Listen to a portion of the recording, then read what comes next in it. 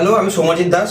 আমি এসেছি নদিয়া জেলার নবদ্বীপ থেকে ক্লিক একাডেমিতে অ্যানিমেশন করার জন্য, এবং সেখানে অ্যানিমেশনের পাশাপাশি আমি এডিটিং, সিনেমাটোগ্রাফি এবং এই মুহূর্তে আমি একটা প্রফেশনাল কোর্স করছি আর্কিটেকচার প্রফেশনাল মেন্টরদের থেকে। তো আমার খুবই ভালো লাগছে। তুমি নবদ্বীপ থেকে এখানে চলে এলে কি করে?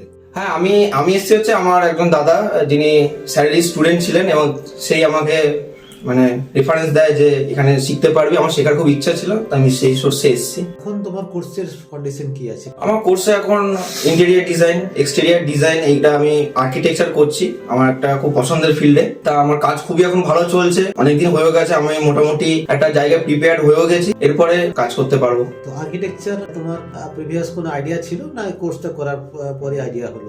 না, আমার এই বিষয়ে আমার কোনো আইডিয়া ছিল না। আমি একদম জিরো হয়ে এসেছিলাম। আমি পড়াশোনার ফিল্ডে ছিলাম, তো আমার ইচ্ছা ছিল খুব ক্রিয়েটিভ কিছু করার। আমি এখানে এসে animation, 3D editing, cinematography, camera এবং আর্কিটেকচার বিষয় সবকিছু আমি এখানে এসেই শিখেছি। তো আর্কিটেকচার লাইনে যাওয়ার কারণটা কি ছিল?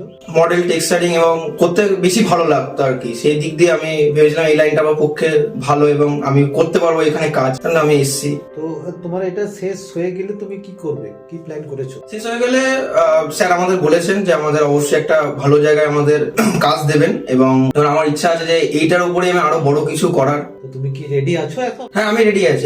আমি রেডি আছি। আমি বেসিক সব রকমের কাজ করে দিতে পারবো, এবং একদম ফাইনাল রেন্ডার অবধি আমি কনফিডেন্ট আমি পারবো। তোমার ব্যাচের যারা ছিল তারা তো এখন কেউই প্লেস হয়নি। তুমি যদি এই সময় জব পেয়ে যাও তোমাকে তারা কিছু করবে না?